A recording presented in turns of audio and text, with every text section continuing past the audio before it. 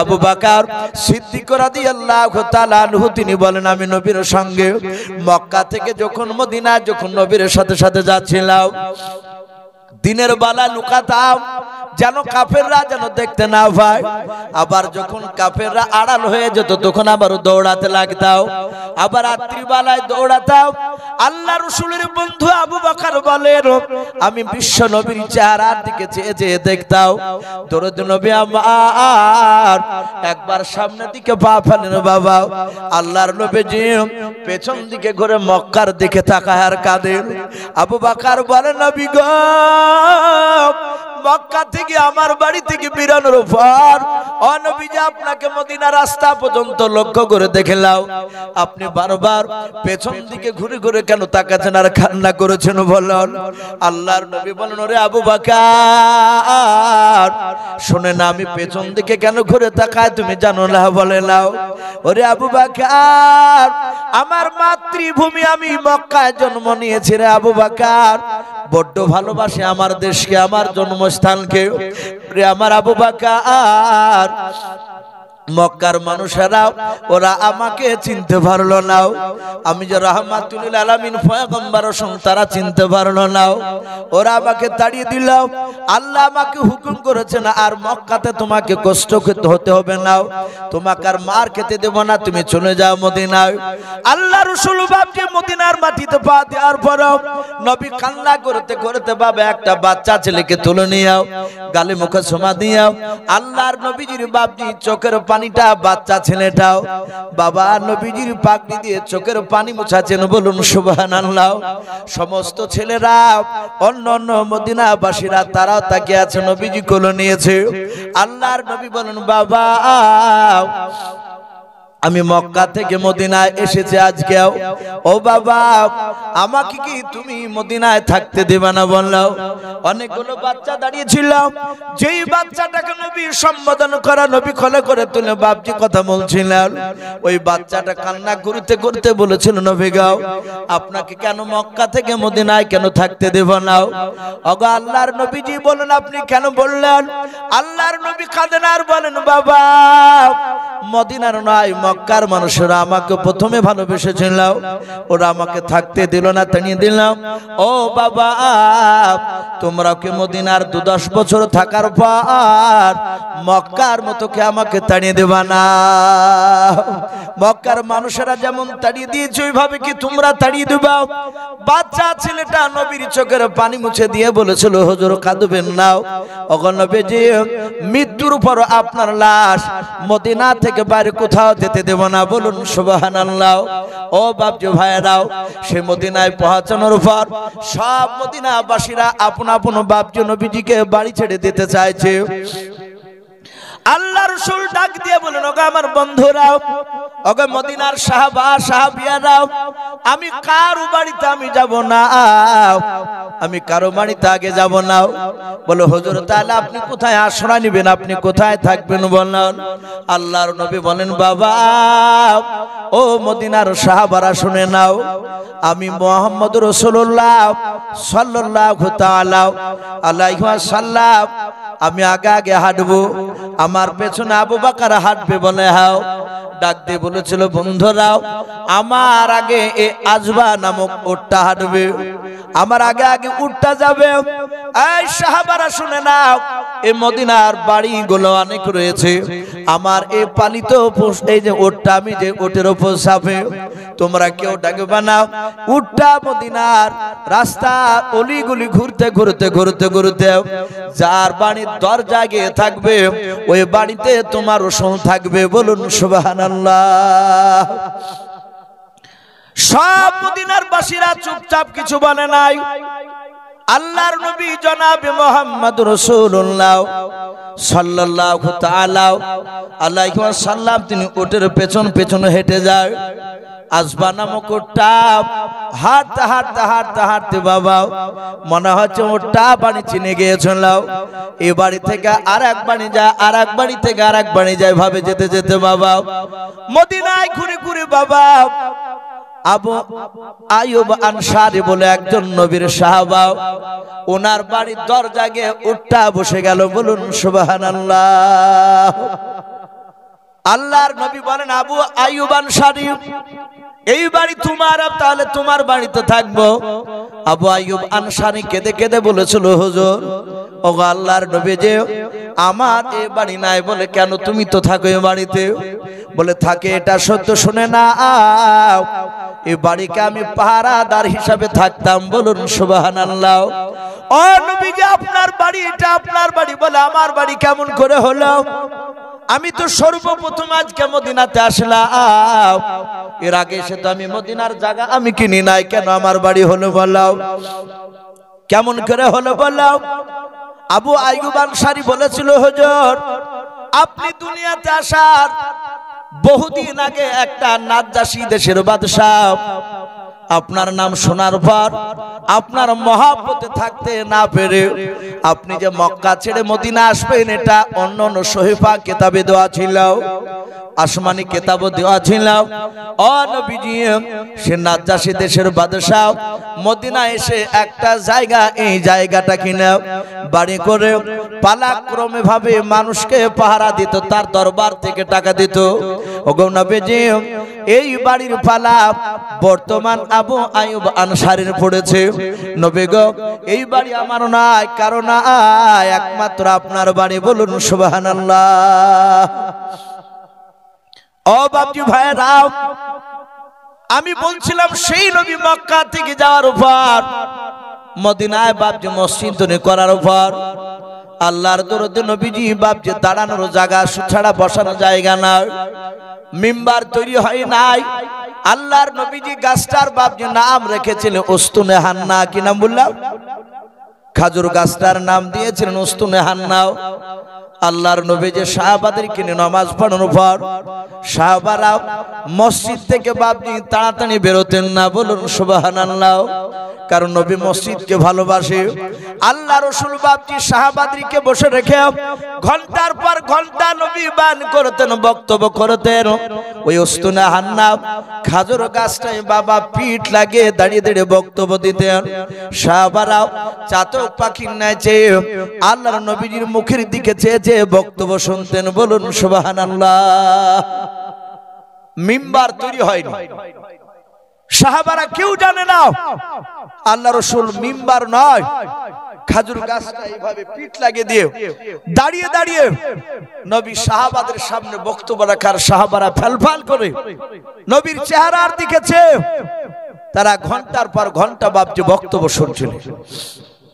সাহাবার মধ্যে থেকে একজন বিশিষ্ট সাহাবা, যিনার নাম হযরতে আনাস বিন মালিক রাদিয়াল্লাহু তাআলা আনহু। এই সাহাবার আশা করি নাম শুনেছেন। উনি দামি সাহাবা। উনি মজলিসের মসজিদে নববীর মাঝখানে বসেছিলেন। আমরা অনেক মানুষ বাপজি যে সামনে থাকে একসঙ্গে একইভাবে তার চেহারা দেখি না। কেউ পায়ের দিকে তাকায়, কেউ মুখের দিকে তাকায়, কেউ হাতের দিকে তাকায়। সাহাবা সালমান বলেন, আমরা সবাই নবীর চেহারার দিকে চেয়েছিলাম। হঠাৎ করে নবীর পায়ের দিকে আমার নজর পড়ল। নবীজিকে দেখলাম নবী দাঁড়িয়ে বক্তব্য দিতে দিতে নবীর এই ডান পাটা একটু মাটি থেকে একটু উপর উঠে গেল। নবী বাম পায়ে ভর দিয়ে বেশ কিছুক্ষণ ধরে বক্তব্য দিলেন। তারপরে আবার দেখলাম নবী ডান পাটা মাটিতে চাপ দিয়ে ভর দিয়ে বাম পাটা আবার একটু উঁচু করে ধরলেন। সাহাবা আনাস বিন মালিক রাদিয়াল্লাহু তাআলা আনহু নবীর এই কষ্ট উনি বুঝতে পেরেছেন। নবী বসার জায়গা নেই, নবী দাঁড়িয়ে পিঠ লাগিয়ে বক্তব্য দেয়। আল্লাহ রাসূলের বক্তব্য শেষ হয়ে গেল। নবী বক্তব্য মজলিস শেষের দোয়া করে দিলেন। সাহাবারা সকলেই বাড়ি চলে গেলেন। রহমতের নবী, দরদি নবী আমার সঙ্গে সঙ্গে বাবা সাহাবা আনাস বিন মালিক তিনি বাড়িতে গিয়ে কান্না করেছেন। রাসূলের কষ্ট সাহাবারা সহ্য করতে পারতেন না। এমনি বাপজি সাহাবারা দামি হয়নি। সাহাবার নাম লিলি রাদিয়াল্লাহু তাআলা আনহু বলে না? আবু বকর সিদ্দিক রাদিয়াল্লাহু তাআলা আনহু, ওমর ফারুক রাদিয়াল্লাহু তাআলা আনহু। আপনি আমি মরে গেলে রাদিয়াল্লাহু তাআলা আনহু বলা যাবে বাপ? বলা যাবে না। সাহাবারা নবীর ব্যবহারে, সাহাবার ব্যবহারে নবী এত খুশি হয়েছিলেন, সাথে সাথে আমার আল্লাহ ও সাহাবাদের উপর রাজি হয়েছিলেন। বলুন সুবহানাল্লাহ। আনাস বিন মালিক রাদিয়াল্লাহু তাআলা আনহু তার স্ত্রীর কাছে গিয়ে কাঁদছেন। ওনার স্ত্রী বলছেন, ওগো প্রাণের স্বামী, আপনি কাঁদছেন কেন? আনাস বিন মালিক রাদিয়াল্লাহু তাআলা আনহু বলেন, শুনে নাও, আমি নবীজির দরবারে কয়েক ঘন্টা ধরে বসেছিলাম। আল্লাহ রাসূল দাঁড়িয়ে বক্তব্য দিতে দিতে বিবি নবীজির পা দুখানা যখন একটু ব্যথা শুরু করে দেয়, নবী ডান পাটা মাঝে মাঝে তুলে ধরে আবার বাম পায়ে ভর দেয়, আবার বাম পাটা তুলে ধরে ডান পায়ে ভর দিয়ে নবী বক্তব্য দেয়। ওরে আমার বিবি, আমি সহ্য করতে পারি না, আল্লাহ রাসূলের জন্য আরামদায়ক জিনিস কি তৈরি করে নিয়ে যাওয়া যায়। আনাস বিন মালিক রাদিয়াল্লাহু তাআলা আনহুর বাবা স্ত্রী নাম ছিল হযরত আয়েশা। ওই আয়েশা নয়, আমরা জানি আমার বিশ্বনবীর একটা বিবির নাম ছিল আয়েশা সিদ্দিকা রাদিয়াল্লাহু তাআলা আনহা। নবীর স্ত্রীগণেরা সারা পৃথিবীর মুমিনদের বাপজি মা, বলুন আলহামদুলিল্লাহ। এই আয়েশা হযরত আনাস বিন মালিকের বাপজি স্ত্রী নাম ছিল আলাদা আয়েশা। ডাক দিয়ে বলেছিল, স্বামী কাঁদবেন না, একটা মজার জিনিস তৈরি করে নিয়ে যাও। বলে, বিবিরে এমন কি মজার জিনিস বানাবো একটু বলাও। বলে, আপনি জঙ্গলে যান, গাছ আপনি ফেড়ে তক্তা নিয়ে আসুন, চিরাই করে তক্তা নিয়ে আসেন। নিয়ে আসার পর আনাস বিন মালিকের বাবা অর্ধাঙ্গিনী বেবির সাজেশন মোতাবেক 3টা ধাপি বিশিষ্ট বাপজি মিম্বার বানিয়ে ফেললেন। মিম্বার বানানো হলো।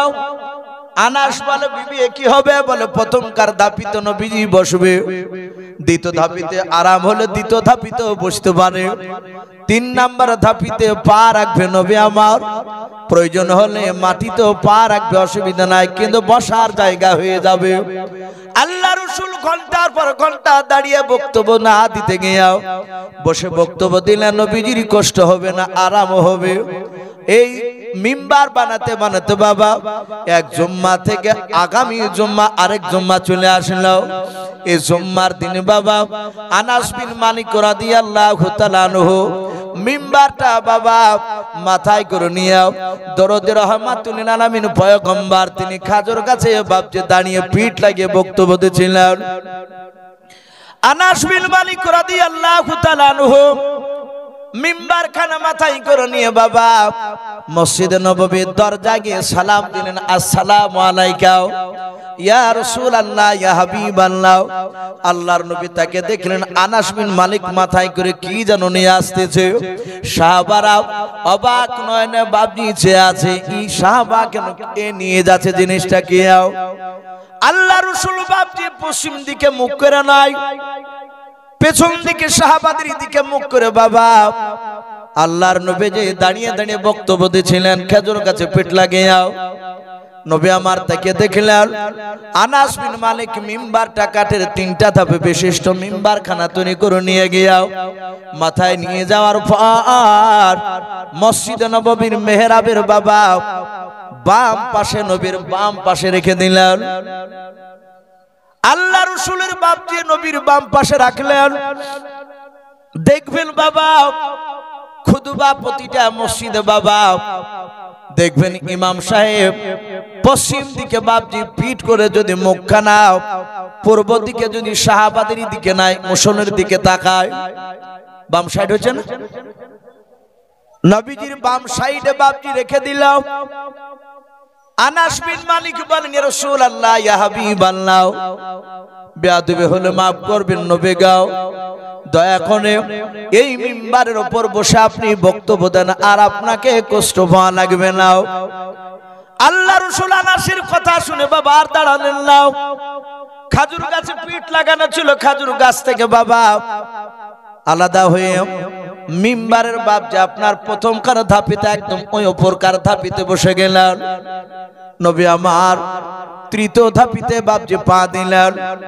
আল্লাহর নবীজি কিছুক্ষণ বসে থাকার পর আনাস বিন মালিক তিনি মাঝখানে বসে আছেন, নবীর চেহারার দিকে চেয়ে আছেন। নবী আমার খুশি হলো না বেজার হলো দেখে। সব সাহাবারা বাপজি চেয়ে আছে। আল্লাহর নবী মিম্বারে বাবা বসার পর পবিত্র হাত ওখানা দিয়ে বাপজি মিম্বার তার হাত বোলালেন। বোলানোর পর নবী আমার আনাস বিন মালিকের দিকে চেয়েছে, মুচকে মুচকে হাসতেছেন। বলুন সুবহানাল্লাহ। হযরতে আবু বকর সিদ্দিক রাদিয়াল্লাহু তাআলা আনহু নবীর ডান পাশে বাপজি বসা ছিল। আমার নবীজির মুচকে মুচকে হাসি দেখে বাপজি লক্ষ্য করলো কোন সাহাবার দিকে তাকে হাসতেছে। আবু বকর বলে নবীর চেহারার দিকে আর আনাসের দিকে তাকালাও। আনাসের মুখের দিকে চেয়েছে, নবী যে হাসতেছে। আবু বকর চিৎকার করে বলেন আনাস তুমি বড় ভাগ্যবান। বলুন সুবহানাল্লাহ। কারণ নবীর ব্যবহারে বাপজি নাই, আনাসের ব্যবহারে নবী বাপজি খুশি হয়ে গিয়েছে। আমার আল্লাহ কোরআনে বলেছেন কুল ইন কুনতুম তুহিব্বুনাল্লাহ ফাত্তাবিউনি ইউহিব্বুকুমুল্লাহ ওয়া ইয়াগফির লাকুম যুনুবাকুম আল্লাহু গফুরুর রহিম। আমার আল্লাহ বলেন নবী আপনি বলে দেন, সারা পৃথিবীর আমার বান্দা বান্দীদেরকে বলে দেন, আমার সান্নিধ্য যদি লাভ করতে হয়, আমার জান্নাত যদি নিতে হয়, ও নবী যে আপনি বলে দেন ফাত্তাবিউনি যেন আপনার ইত্তেবা অনুসরণ করে চলে। বলুন সুবহানাল্লাহ। ও নবী আপনার কথা মোতাবেক যদি চলে, আপনাকে যদি ভালোবাসে, ইউহিব্বুকুমুল্লাহ আমি আল্লাহ তাকে ভালোবাসবো। শুধু তাই নয়, তার পূর্বেকার জীবনের সব গুনাহ আমি মাফ করে দেব। বলুন সুবহানাল্লাহ। আবু বকর উনি কাঁদছেন আর বলছেন এই আনাস তুই বড় ভাগ্যবান যে তোর ব্যবহার তোর তৈরি করা জিনিসে নবী আমার বসে মুচকে হাসি দিয়েছে, রাসূল খুশি হয়ে গিয়েছে। আমার বিশ্ব নবীর সাহাবারা বলে নবীজি মিম্বারে বসে বক্তব্য দিতে লাগলেন। হঠাৎ করে দেখলাম ওই মসজিদে নববীর ভিতরে একটা বাচ্চা ছেলের কান্না। আল্লাহর নবীজি ডাক দিয়ে বলেছিলেন কে বাচ্চা নিয়ে এসেছো বলো। সাহাবারা ডান দিকে বাম দিকে তাকানোর পর বলে নবী গো আমরা একজন সাহাবা বাচ্চা আজকে নিয়ে আসে নাই। নবী বলেন বাচ্চার আওয়াজ কোথা থেকে বের হয় বলো। সাহাবারা বলেন চারিদিকে লক্ষ্য করে কোথাও বাচ্চা দেখতে পেলাম না, কিন্তু বাচ্চা ছেলের শুধু কান্নার আওয়াজ ভেসে আসছে মসজিদের ভেতর থেকে। সাহাবারা বলেন আমরা দেখলাম ওই খাজুর গাছটার গোটা পটি থেকে বাপজা আপনার ঝরঝর করে পানি ঝরতেছে। কলা গাছে বাবা ঠোকা মারলে যেমন পানি বের হয়, খাজুর গাছটার গোটা বডি থেকে বাপজি পানি বের হচ্ছিল। সাহাবা সালমান ফারসি রাদিয়াল্লাহু তাআলা আনহু বলেন ওই খাজুর গাছটার ভেতর থেকে কান্নার আওয়াজ বেরিয়ে আসছে বাচ্চা ছিল। সাহাবা বলেন নবী গো অন্য কোথা থেকে কান্না বেরিয়ে আসে না, এই খাজুর গাছ থেকে কান্না বেরিয়ে আসতেছে। আল্লাহ রাসূল বলেন সাহাবারা তোমরা বসে যাও। আল্লাহ রাসূল বাপজি মিম্বার থেকে নামার পর ওই খাজুর গাছটায় নবে পবিত্র বরকতময় হাত খানাও উস্তুনে হান্না বলে ডাক দে বলো রে উস্তুনে হান্না তুই কেন কান্না করেছিস? সবাই বাচ্চা ছেলে বাবা ফুপিরে ফুপিরে যেমন কাঁদে ওই রকম ভাবে বাপজি খাজুর গাছটা ফুপুরে ফুপুরে কাঁদছিল। নবী বলেন গাছ ওস্তুনে হান্না তুই কাঁদিস না, কেন কাঁদছিস বল? গাছ জবান খুলে বলেছিল নবী গাও আপনার পবিত্র রহমতের বডি থেকে আমাকে বঞ্চিত করে দিয়েছেন, আলাদা করে দিয়েছেন। আল্লাহ রাসূল সাল্লাল্লাহু তাআলা আলাইহি ওয়াসাল্লাম ডাক দিয়ে বলেন না আমি কেমন করে বঞ্চিত করলাম গাছ তুমি বল। বলে নবী গো এই মিম্বারটা তৈরি করার আগা দিন পর্যন্ত নয়, আগা মুহূর্ত পর্যন্ত আপনি আমার বডিতে আপনার পবিত্র বডিখানা আপনি পিঠ মোবারক খানা টেকে দিয়ে বক্তব্য দিতে আর মিম্বারে বসার পর আপনার রহমত থেকে বঞ্চিত হয়ে গেলাম। অগনবী কারণে আমি কান্না করতেছি, আমি হতবাকা হয়ে গেলাম। আল্লাহর নবী বলেন গাছ কাঁদবি না, আমি পয়গম্বর রসুল কথা দিলাম আল্লাহ আমাকে ইন্তেকাল করার পর যদি জান্নাত দিয়ে দেয়, ওরে গাছ কান্না করিস না, আল্লাহ আমাকে যে জান্নাতে থাকতে দিবে ওই জান্নাতে উস্তুনা হান্নাম এই গাছ আমি তোকে নিয়ে যাব, ওই জায়গায় থাকবে। বলুন সুবহানাল্লাহ। এই গাছে তুই আমার জান্নাতি থাকবি। নবী বলেছে মানুষ আর জিন এরা তো জান্নাতে যাবি, এই মানুষ জিন বাদ দিয়েও জীবজন্তু পশু পাখির মধ্যে থেকে আরো 14টা জিনিস রাসূলের সাথে জান্নাতে থাকবে। বলুন আলহামদুলিল্লাহ। এটা হায়াতুল হাইওয়ান বলে একটি কিতাব, আল্লামা কামালউদ্দিন দিমিয়ারি কিংবা দামিরি দুটো বলা যাবে। আল্লামা কামালউদ্দিন দামিরি রহমাতুল্লাহ আলাইহি হায়াতুল হাইওয়ান নামক কিতাবটিতে বাবজি এই 14টা জীবজন্তু পশু পাখির নাম তুলে ধরেছে। সম্মানিত ভাইরা আমার, বাবা জীবনেরাও, আমি বলছিলাম আল্লাহর দরদি নবী জনাবে মুহাম্মদ রাসূলুল্লাহ সাল্লাল্লাহু তাআলা আলাইহি ওয়াসাল্লাম বিশ্ব নবী মসজিদে নববীর ভিতরে সাহাবাদেরকে বাবজি বসে রেখেছে। সব সাহাবারা বাবজি বসাও, রহমতের নবী মিম্বারে বসে সাহাবাদের চেহারার দিকে চেয়ে আছে। নবীজি বাবজি কাঁদছেন সাহাবাদের দিকে চেয়ে। সাহাবা আবু বকর সিদ্দিক রাদিয়াল্লাহু তাআলা আনহু ডাক দিয়ে বলেন ওগো আল্লাহর রাসূল ফেদা কাবি ওয়া উম্মি, নবী আপনার পদতলে আমাদের পিতামাতা বিসর্জন হোক, কুরবান হোক। নবী আপনার চোখের পানি পড়া আমি সহ্য করতে পারি না। হযরত উমর পাশ থেকে দাঁড়িয়ে বলছিল ওগো আল্লাহর রাসূল আপনার পদতলে আমার পিতামাতা কুরবান হয়ে যাক। হে নবী আপনি কাঁদবেন না, আপনার চোখের পানি পড়া আমি সহ্য করতে পারি না। নবী আপনি কেন কাঁদছেন তাই বলো।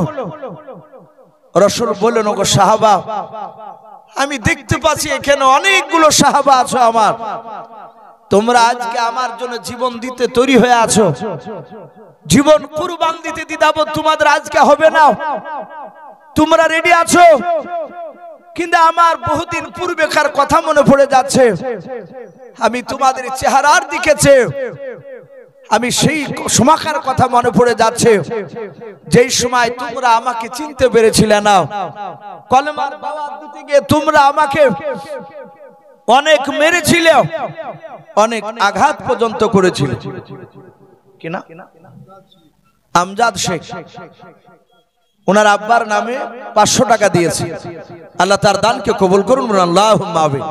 বাবজি যারা দিবেন তারা আসুন পাশে লিখে রাখো, যেহেতু আমাকে বাবজি আদায় করতে বলেনি, আমার পরে আরেকজন বক্তা আছেন আদায় করে, তিনি এসে মূল্যবান কথা রাখবেন। যারা দিবেন, অনেক মানুষ হয়তো প্রয়োজন হয়তো বাড়ি চলে যেতে পারে, তাহলে এখন যদি না দেন তাহলে বাবজি আদায়কারীর সময় থাকতে পারছেন না, তাহলে মাদ্রাসার টাকাটা আপনি আর পৌঁছাতে পারছেন না। এই জন্য বাবজি যাদের ইচ্ছা আছে যে আগে দিব আমরা, পাশ দিয়ে আসুন, ওখানে খাতাতে লেখা রাখবেন, শেষের বেলা নামগুলো ঘোষণা করবেন ইনশাআল্লাহ। আমি বলছিলাম আল্লাহ রাসূলের সাহাবারা বলে নবী গো আপনাকে তো আর মারে নাই, নবীজি আপনি কাঁদবেন না, আপনি বলুন আপনার এমন কি, ওদিক দিয়ে এমন কি আপনার কথা মনে পড়ে গিয়েছে। নবী ওমরের দিকে তাকালে বলে সাহাবা এই ওমর যেদিন আমার উপর ঈমান এনেছিল না, এই ওমর ঈমান আনার আগে আমার কলেমা পড়া সাহাবী আপনারা শুনেছেন ইসলামের ইতিহাসে সর্বপ্রথম জিনাকে হত্যা করা হয়েছিল ঈমান আনার কারণে, কলেমা পড়ার কারণে। তিনি একজন নারী ছিলেন, ওনার নাম কিতাবে লিখেছে সুমাইয়া রাদিয়াল্লাহু তাআলা আনহা। পরে উনার ছেলেকে হত্যা করেছিল সুমাইয়ার সন্তান হযরতে আম্মার রাদিয়াল্লাহু তাআলা আনহুকে। এ ওমর কলার ধরে টেনে নিয়ে গিয়েছিল। নবী বলেন, সাহাবা আমার ওই দিনের কথাগুলো একটু স্মরণ হয়ে যাচ্ছে, মনে পড়ে যাচ্ছে। ওমর কাঁদে বলেন, নবীজি আপনি মাফ করবেন, সেই সময় আপনাকে চিনতাম না। আল্লাহ রাসূলের সাহাবা আবু বকর আলী রাদিয়াল্লাহু তাআলা আনহুম গুণরা তারা সবাই মিলে ডাক দিয়ে বলেছিল, ওগো হুজুর কাঁদবেন না, আপনি বলুন কেন আমাদেরকে এখানে একত্রিত হতে বলেছেন বলুন। নবী বলেন, সাহাবা আমাকে আল্লাহ পূর্ণাঙ্গ দিন দিয়ে পাঠিয়েছেন, বলুন আলহামদুলিল্লাহ। আল্লাহর নবীকে পাঠিয়ে দেওয়ার পর কোরআনে আল্লাহ বলেছেন, খাতামান নবিয়্যিন, আমি নবুয়তের দরজায় তালা মেরে দিয়েছি, আর কিয়ামত পর্যন্ত নবী রাসূল নতুন করে আসবে না। আসবে? আল্লাহর নবী বলেন, আমি শেষ নবী, আমার পর নবী আসবে না। আল্লাহ রাসূল বলেন, গো সাহাবারা তোমরা আমার জন্য জীবন দিতে তৈরি আছো আমি জানি, শুনে নাও। আমি দেখতে চাই এখানকার সব সাহাবাকে নয়, এই প্রায় কয়েক শত সাহাবা বসে আছে মনে হয়। ওগো আমার সাহাবারাও, এই সাহাবার মধ্যে থেকে একজন সাহাবাকে আমি দেখতে চাই, তাকে আমি কলমার দাঁত নিয়ে যেতে এমন একটা দেশে বলবো যে দেশের বাদশা বেঈমান, ওই দেশের প্রতিটা নাগরিক পর্যন্ত তারা বেঈমান, আল্লাহ রাসূলকে তারা চিনে নাও। ওই দেশে একজন ব্যক্তিকে কলমার দাঁত নিয়ে যাবে, তোমরা বলো।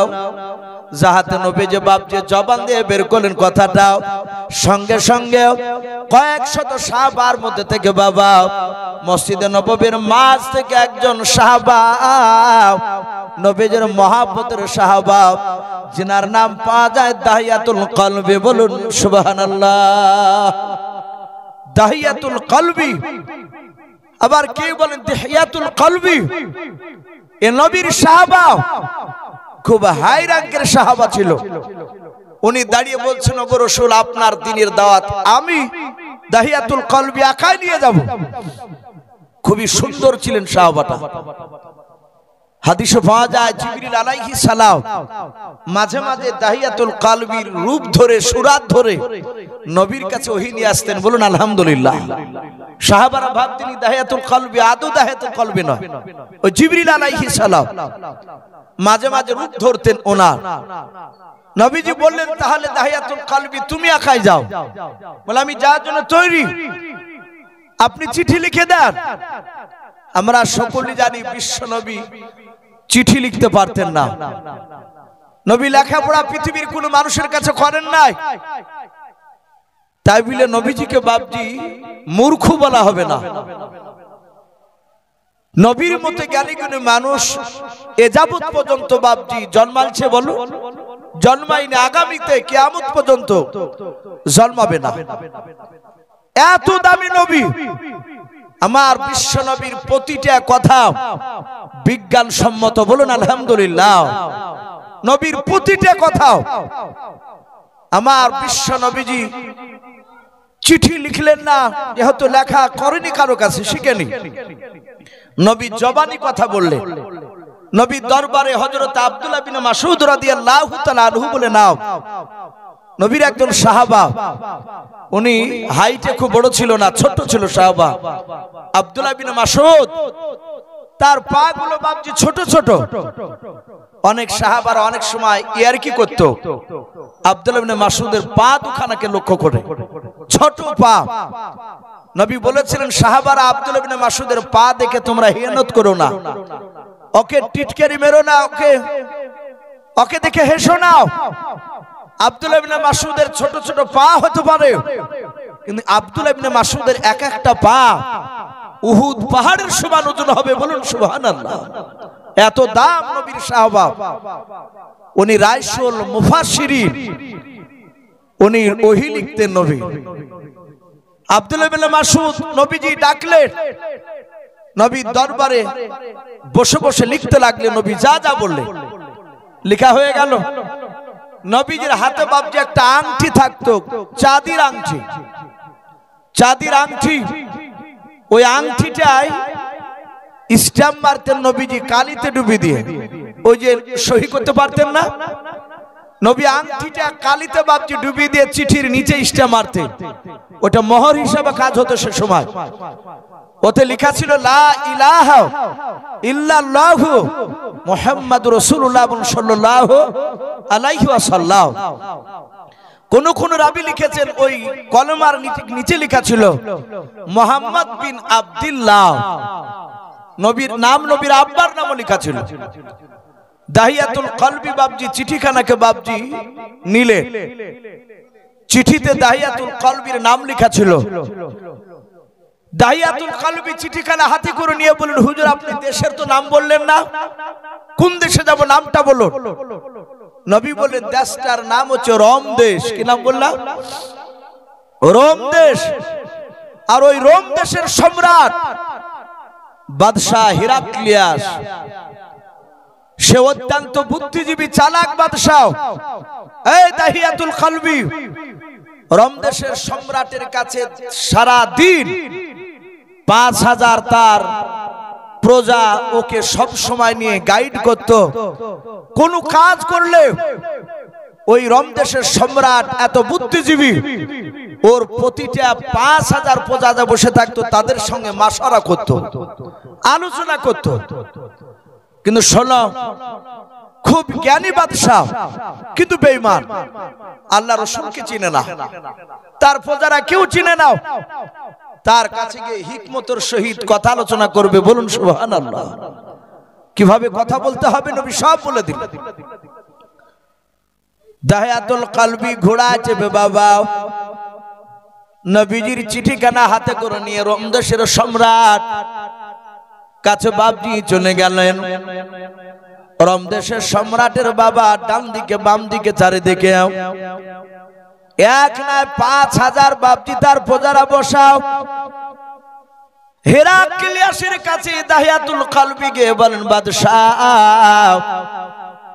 মদিনা থেকে আল্লাহর নবী জনাবে মুহাম্মদ রাসূলুল্লাহ সাল্লাল্লাহু তাআলা আলাইহি ওয়াসাল্লাম আপনাকে চিঠি লিখে পাঠিয়েছে, আপনি চিঠিটা নিয়ে পড়ুন। দাহিয়াতুল কলবি চিঠি দিয়ে পাশে দাঁড়িয়ে, 5000 প্রজা সবাই শুনছে। দাহিয়াতুল কলবি জোরে জোরে পড়লো, পড়ার পর বলল, এতে কলমার কথা বলেছে, কলমা কি জিনিস ওরা তো জানে না। দাহিয়াতুল কলবি বলেন, কলমা লা ইলাহা ইল্লাল্লাহু মুহাম্মাদুর রাসূলুল্লাহ সাল্লাল্লাহু আলাইহি ওয়াসাল্লাম। যাহাতে কলমা পড়েছে, আর রোম দেশের সম্রাট তার প্রজারাও সবাই বলে করছে, কি ব্যাপার, প্রসঙ্গগুলো খাড়া হয়ে যাচ্ছে কেন? দাহিয়াতুল কলবিকে ডাক দিয়ে বলে, বাদশাহ এটা কি হবে পড়ে? দাহিয়াতুল কলবি বলেন, আপনি যদি কলমা পড়ে নেন, বিশ্ব নবী সুন্নাত অনুযায়ী যদি চলে, তাহলে আপনার পূর্বেকার জীবনের গুনাহ মাফ করে দিবেন আল্লাহ। বলে আমার বাপ দাদা ধর্ম কি করতে হবে? বলে আপনার বাপ দাদা ধর্মকে বাতিল করে দিতে হবে, আর করা লাগবে না, এটাই মানতে হবে। সঙ্গে সঙ্গে বাপজি রোম দেশের সম্রাটের চোখ দুটো কুখিয়ার মতো লাল হয়ে গেল। 5000 প্রজা চিৎকার করে বলল, ওগো বাদশা নামদারকে জবাই করে দেন, দিনকে হত্যা করে দেন। এত বড় স্পর্ধা, এত বড় কলিজা যে মদিনা থেকে এসে আমাদের বাপ দাদার বিরুদ্ধে কথা বলে। বাপজি আমার সোনা লালেরাও, যাহাতে বাপজি এই কথা বাপজি বলা হলো, রোম দেশের সম্রাট, আমি প্রথমে বলেছিলাম নবী তার বুদ্ধির প্রশংসা করেছিলেন। রোম দেশের সম্রাট সঙ্গে সঙ্গে বাপজি চিৎকার করে তার প্রজাদেরকে বলে, উত্তেজিত হবে না, বসে যাও, আমি বাদশাহ, আমি এর সাথে কিছু কথাবার্তা জিজ্ঞাসাবাদ আছে, আমি কথা জিজ্ঞাসা করব, কেউ যেন আওয়াজ করবে না, আমি বাদশাহ, এর কি করা হবে সে ফয়সালা আমি দিব। আল্লাহর নবী জনাবে মুহাম্মদ রাসূলুল্লাহ সাল্লাল্লাহু তাআলা আলাইহি ওয়াসাল্লামের সাহাবা দাহিয়াতুল কলবি তিনি মনে মনে চিন্তা করেছেন, আল্লাহ আমি মনে হয় আর জিন্দা নবীজিকে আর ফিরে গিয়ে দেখতে পাবো না। 5000 প্রজারা সবাই আমাকে মারার জন্য, সবাই হুকুম করেছে কি জবাই করে দাও। রমদেশের সম্রাট বারণ করলো না, আমি সময় হলে জবাই করে দেব, হত্যা করব।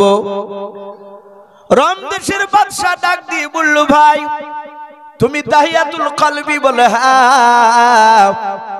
বলে তুমি নবী মুহাম্মদ সাল্লাল্লাহু আলাইহি ওয়াসাল্লামকে চিনো? বলে চিনি। তার আমি সাহাবা। বলে ভাই নবী দাহিয়াতুল কলবিকে নাই, দাহিয়াতুল কলবিকে নবীর ব্যাপারে জিজ্ঞাসা করল ওই রমদেশের সম্রাট। বলে ভাই তোমাদের যে নবী সে এখন কোথায় বাস করে? বলে মদিনায়। বলে ভাই মদিনায় বাস করে? বলে হ্যাঁ। বলে মদিনার কোন গ্রামে কোন পাড়ায় জন্ম নিয়েছে একটু বলো। দাহিয়াতুল কলবি বলে বাদশাহ আমাদের নবী যে আকা কামলিওয়ালা জনাবে মুহাম্মদ রাসূলুল্লাহ সাল্লাল্লাহু তাআলা আলাইহি ওয়াসাল্লাম উনি মদিনার কোন মাটিতে জন্ম নেয় নাই। বলুন আলহামদুলিল্লাহ। ডাক দিয়ে রমদেশের বাদশা বলে কোথায় জন্ম নিয়েছে বলো। দাহিয়াতুল কলবি নবীর সাহাবা আওয়াজ দিয়ে বলেন, বাদশাহ আমাদের যিনি রাহমাতুল লিল আলামিন পয়গম্বর জনাবে মুহাম্মদ রাসূলুল্লাহ সাল্লাল্লাহু তাআলা আলাইহি ওয়াসাল্লাম উনি জন্ম নিয়েছেন মক্কা নগরে কুরাইশ বংশে। বলুন সুবহানাল্লাহ। রমদেশের সম্রাট বলে জন্ম নিয়েছে মক্কায় আর জিন্দা আছে এখন মদিনায়? বলে হ্যাঁ। বলে খেলা এবার জমবে। রমদেশের সম্রাট চিৎকার করে বলে, এই প্রজারাও, পাহাজনা প্রজা এসে এই দাহিয়াতুল কলবির হাত পা দড়ি দিয়ে বেঁধে দাও, ই যেন পালাতে না পারে। আমি আর কয়েকটা কথা জিজ্ঞাসা করার পরে, আমি একটু পরীক্ষা করে দেখার পর তোমাদের সকলের সামনে এই নবীর সাহাবাকে হত্যা করা হবে, জবাই করে দেওয়া হবে। দাহিয়াতুল কলবির হাত পা দড়ি দিয়ে বেঁধে দিল। ওনার দুই চোখের কোনা দিয়ে পানি ঝরছে। হারে বিশ্ব নবীকে আর সালাম দিতে পারবো না। রমদেশের সম্রাট বলল, তোমার নবীর চরিত্র কেমন একটু বলো তো। কাকে জিজ্ঞাসা করে? ওই দাহিয়াতুল কলবিকে। বলে তোমার নবীর চরিত্র কেমন একটু বলো। দাহিয়াতুল কলবি কাঁদেন আর বলেন, নবীর চরিত্র সবই ভালো। বলুন আলহামদুলিল্লাহ। একটা শোনাও। দাহিয়াতুল কলবি 3টা ঘটনা শোনাচ্ছিলেন, তার মধ্যে একটা ঘটনা বলি।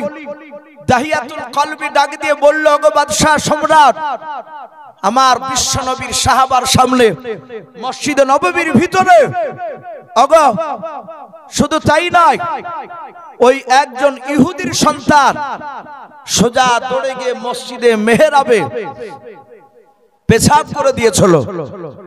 সাহাবা ওমর তাকে জবাই করার জন্য রেডি। নবী বলেন, এই সাহাবা উত্তেজিত হও না, বসে যাও। ইহুদি বাবা পেশাব করেছে, তার এখন বাধা দিলে ওর পেশাবের গন্ডগোল হবে, শরীরে অসুখ জন্মাবে। ওর পেশাবের গতি আটকায়ও না, ওকে পেশাব ক্লিয়ার করতে দাও।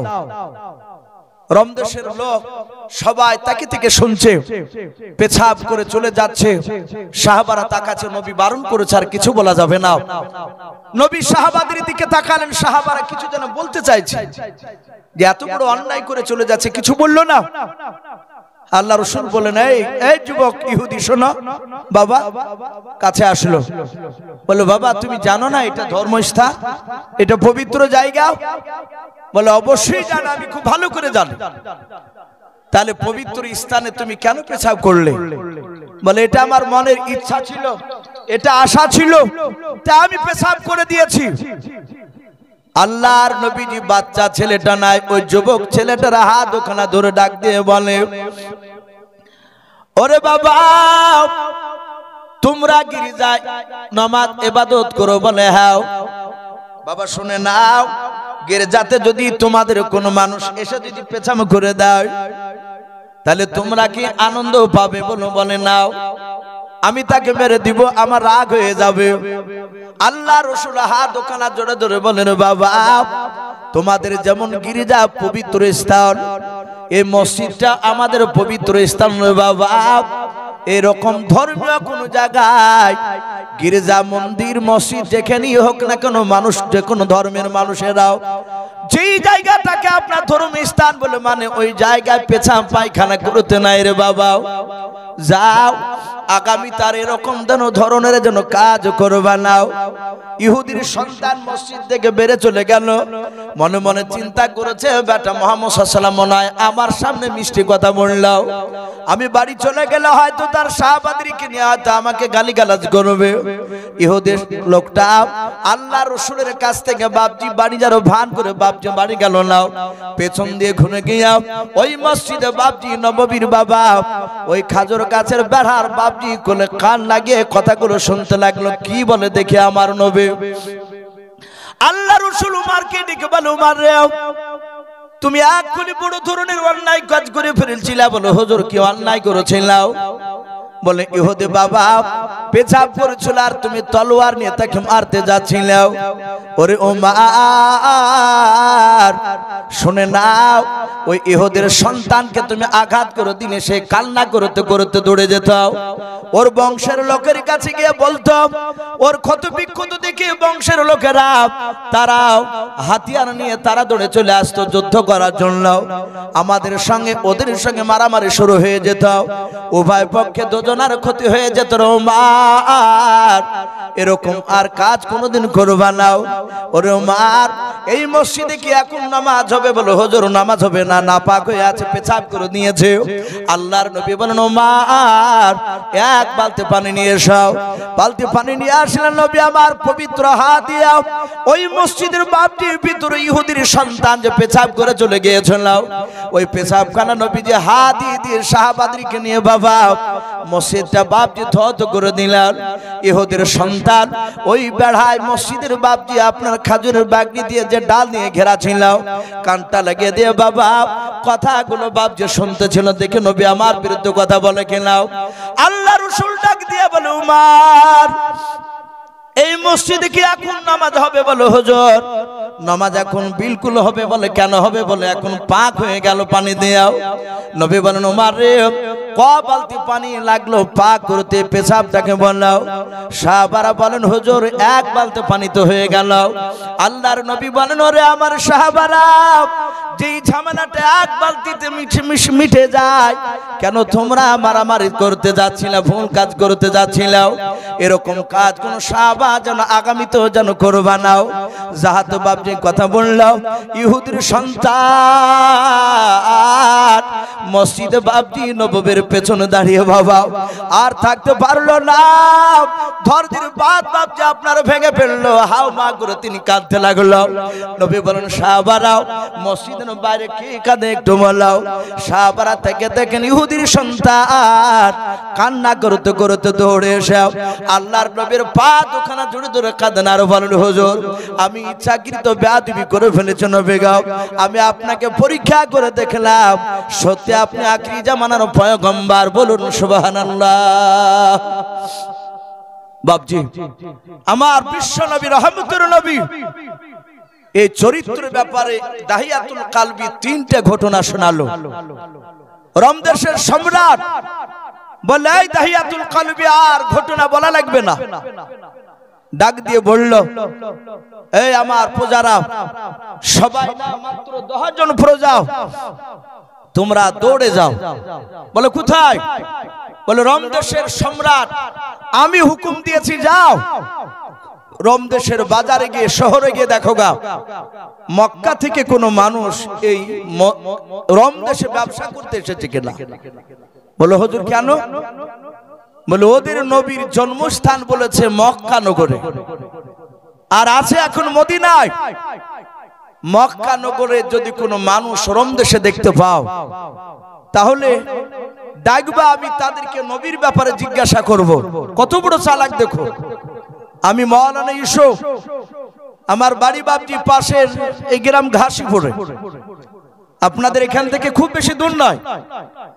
আমি একটা গোল জামা, মাথায় একটা রুমাল, পাগড়ি বেঁধে এসেছি। আমি খুব মিষ্টি মিষ্টি কথা বলছি, বাপ মার খিদমতের কথা হয়তো বললাম। বাপ মাকে দেখতে হবে। বাপজি, আমি যে প্রকৃতি আমার বাপ মাকে আমি দেখি কি না, আমার প্রতিবেশীর সঙ্গে আমি ভালো ব্যবহার দেখাই কি না, আমার স্ত্রীর সঙ্গে, আমার ছেলে মেয়েদের সঙ্গে আমি কেমন ব্যবহার দেখাই, এটা বাপজি এই 1-2 ঘন্টা দেখে আপনি বিচার করতে পারবেন না। আমার চরিত্রের ব্যাপারে জানতে হলে আমার ঘাসিপুরে গিয়ে আমার প্রতিবেশীর কাছে খোঁজ নেওয়া লাগবে। কি কথা ঠিক না বেঠিক বলুন? ওখানে আপনি সঠিক খবরটা পেয়ে যাবেন। দাহিয়াতুল কলবির কথা শুনে রোম দেশের সম্রাট সে মনে মনে ভাবলো, আমি ওই মক্কার লোককে জিজ্ঞাসা করব, ওর মুখ থেকে শুনবো যে দাহিয়াতুল কলবির কথা আর ওই মক্কার বাসিন্দার কথা আমি মিলাবো, এক হয় কিনা। তো ভাই আমি বলছিলাম, যাহাতে বাপজি এই কথাটা জানার জন্য বাপজি রোম দেশের সম্রাট তার 10টা সৈন্যকে পাঠিয়েছে। রোম দেশের বাজারে গিয়ে প্রচার করছে, কেউ আছে মক্কা নগরের লোক? হাদিসে পাওয়া যায়। সঙ্গে সঙ্গে বাবা ডাক দিয়ে বলেছিল, কেউ আছো?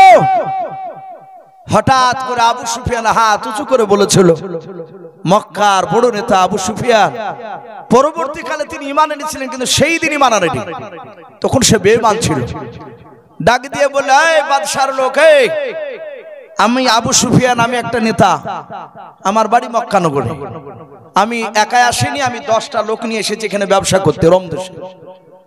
বলে এক্ষুনি ডাকলো বাদশা, চলে গেল।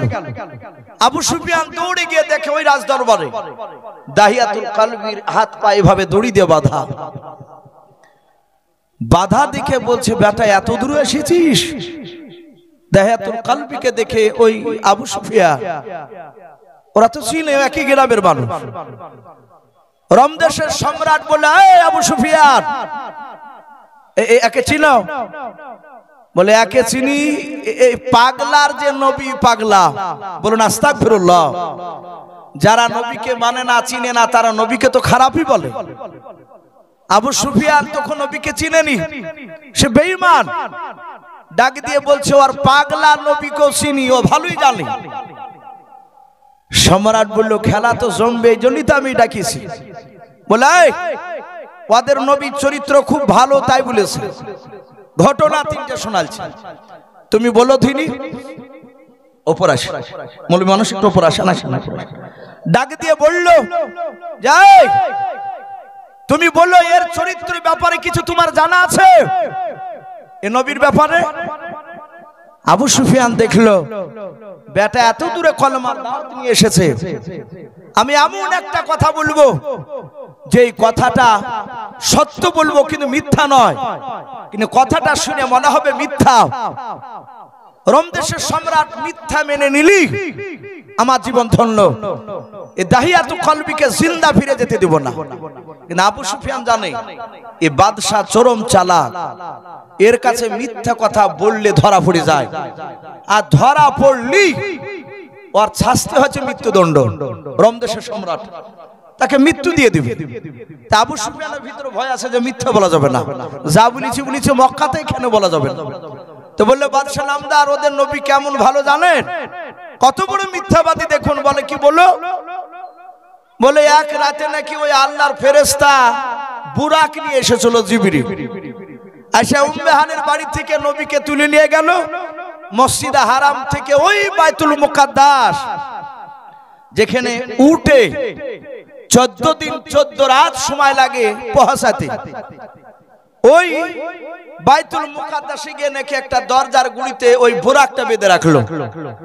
শতপাক আসমান পাড়ি দিয়ে আল্লাহর সাথে দিদার করে তারপরে 5 ওয়াক্ত নামাজ নিয়ে এসেছে। ওই রাতে আবার মসজিদে বাইতুল মুকাদ্দাস থেকে আবার হারামে চলে আসলেন। ওখান থেকে আবার উম্মে হানির বাড়িতে জিবরিল লিখে আসলেন। এতটা রাস্তা অতিক্রম করে গেল, শতপাক আসমান পাড়ি দিয়ে গেল। একটা মানুষকেও জানতে পারেনি। হে বাদশাহ, এটা কি বিশ্বাস করেন আপনি যে মসজিদে হারাম থেকে বাইতুল মুকাদ্দাস অনেকটা দূরত্ব, এক রাতে ঘোড়ায় চেপে যাওয়া সম্ভব নয়। আর সে বুরাকে চেপে গিয়েছে। বুরাক টুরাক সব চিনি না, আমরা মানি না। আল্লাহর ফেরেশতাকে আমরা মানি না। আমরা যারা বুদ্ধিজীবী মক্কার নেতা তারা কেউ মানিনি। আর ওই দাহিয়াতুল মতন পাগলা ওর নবীর পাগলার কথা শুনে বিশ্বাস করে নিয়েছে। আবু সুফিয়ান বলল, আপনি জিজ্ঞাসা করুন আমি মিথ্যা বলেছি কি? বাদশাহ রোম দেশের সম্রাট বলে, মিথ্যা বলেনি তো? বলে না, চুল পরিমাণ মিথ্যা বলে নাই। বলুন আলহামদুলিল্লাহ। নবী যা বলেছেন তাই আবু সুফিয়ান এসে বলেছে। আবু সুফিয়ান হাত তালি মেরে হাসছে, বলছে বাদশাহ আমিও মক্কার একটা গোত্রের বড় নেতা, আমাকে সম্মান দেয়, দেখেন তো হযরত আমার লোক, আমি মিথ্যা কথা বলিনি। সম্রাট হিরাক্লিয়াস বাবা রেগে গেল, বললো এখনই জল্লাদ তুমি একে জবাই করে দাও। যাহাতে দাহিয়াতুল কলবিকে বাবজি ধরে জবাই করতে যাবে রে বাবা। আবু সুফিয়ান হাত তালি মারছিল, উচিত শিক্ষা পাচ্ছে, বিচার চাঙ্গা পেয়েছে। হঠাৎ করে বাবজি 5000 লোকের মধ্যে থেকে বাবা এক বৃদ্ধ মানুষ, তার কেতাবে প্রায় 100 বাবা 30 বছর পার হয়ে গিয়েছিল। কোন কোন মুফাসসিরিন কেরাম লিখেন 15 বছর বাবজি পার হয়েছিল। ওই বৃদ্ধ মানুষটা বাবা রোম দেশের সম্রাটের পেছনে বাবজি অনেকটা দূরে বসেছিল। বাদশার দরবারে দাঁড়িয়ে চিৎকার করে বলেছিল, বাদশাহ আপনি এই দাহিয়াতুল কলবিকে জবাই করবেন না। বলুন সুবহানাল্লাহ। রোম দেশের সম্রাট এইভাবে চেয়ারটাকে নিয়ে বাবা ঘুরে বাবজি পেছন দিকে তাকালো, ডাক দিয়ে বলে, বাবা তুমি কেন এই ব্যক্তিকে, নবীর ব্যক্তিকে কেন জবাই করতে বারণ করলে? বলে বাদশা নামদার আবু সুফিয়ান যে মেরাজের ঘটনা আলোচনা করলো। বলে হ্যাঁ। ওগো বাদশা নামদার, ওই যে নবী যে কথাটা বলেছে আপনি বলেছেন মিথ্যা, আবু সুফিয়ান বলেছে মিথ্যাও, ওরা কেউ মানে নাই, কিন্তু আমি আপনার প্রজা হয়ে আপনার দরবারে বারহাক আমি বিশ্বাস করে নিলাম। বলুন সুবহানাল্লাহ। ওই মেরাজের ঘটনা সত্য বলে কি করে মানলাম?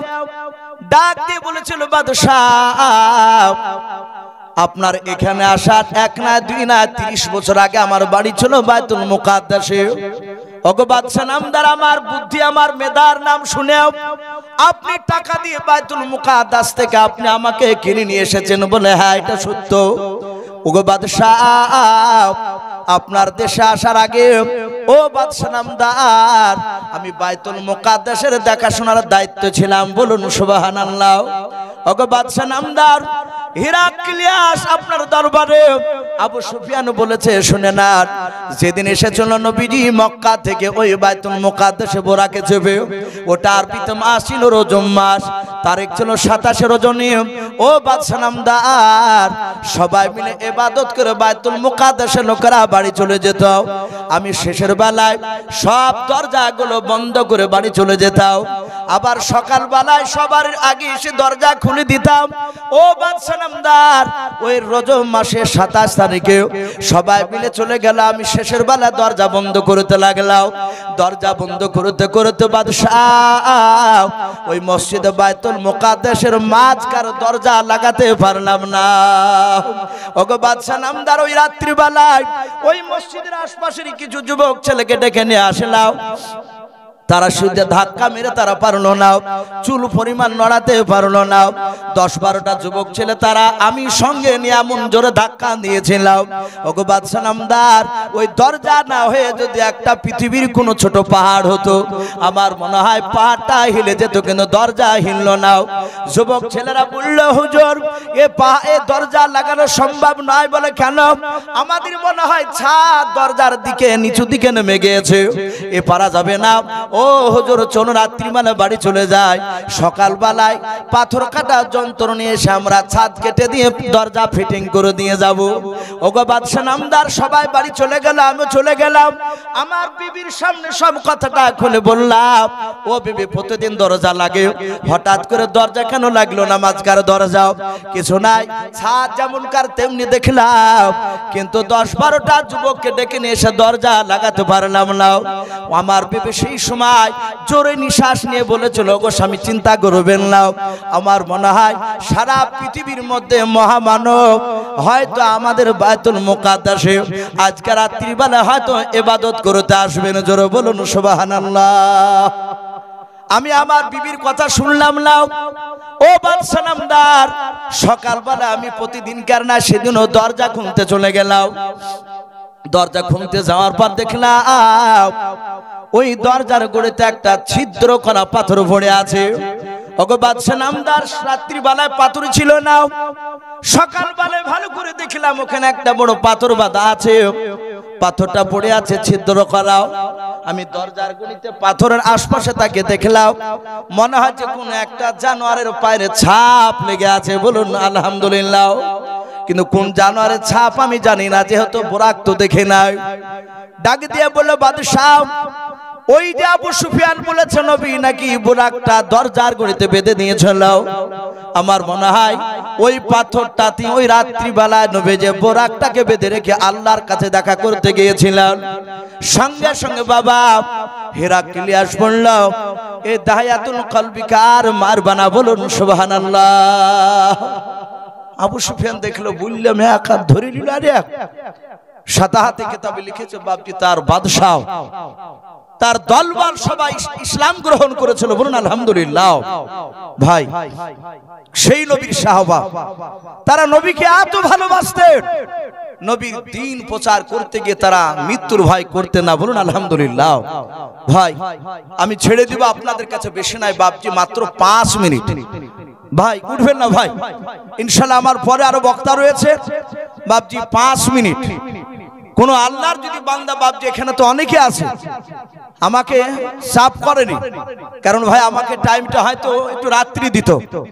তা আমি এই মাদ্রাসার শিক্ষককে বলেছিলাম, ভাই আমি আগামীকাল আল্লাহ যদি বেঁচে রাখে বাপজি শিলিগুড়ি যাব, 2 দিন জালসা আছে।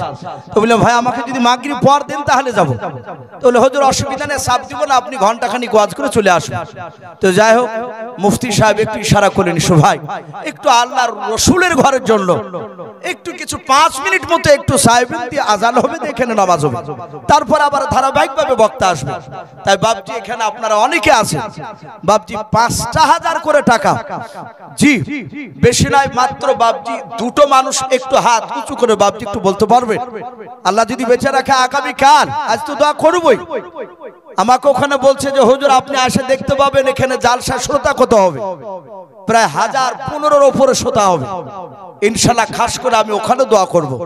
বাপজি আছেন একটা নয় 2টো মানুষ 5,000 করে আল্লাহর দিলকে বাপজি টিকে রাখার জন্য, নবীর সুন্নাতকে বাপজি আপনার টিকে রাখার জন্য আমি 10,000, 20,000, 15,000 চাইনি বাপ, মাত্র 5,000 করে টাকা 2 জন। জি একটু আসি, আল্লাহর কোন বান্দা ভাই একটু ঝটঝট করে একটু বলি, ইনশাআল্লাহ খাস করে দোয়া করা হবে। কাছে না থাকলে একটু ওয়াদা করবে যে আমি 5,000 টাকা আমি সারা বছর দিব ইনশাআল্লাহ। একটু আসি, মাশাআল্লাহ, এখানে আসেন তো ভাই, এদিকে মাশাআল্লাহ। এই হাজী সাহেব উনি না, মনিরউদ্দিন হাজী সাহেব বলেন নারে তাকবীর। ভাই তেলবানা দেন, আল্লাহু আকবার একটু বলবেন না, আল্লাহু আকবার, লজ্জা করবেন না, বললে আল্লাহ এত খুশি হয়। আসমান জমিনের বাপজি ফাঁকা জায়গা নেকিতে ভরপুর করে দেয়। যে বলবে আল্লাহু আকবার তার জীবনের গুনাহ আল্লাহ মাফ করে দেয়। বলুন সুবহানাল্লাহ। বলেন নারে তাকবীর। হাজী মনিরউদ্দিন সাহেব উনি 5,000 টাকার দাতা, বলুন মারহাবা।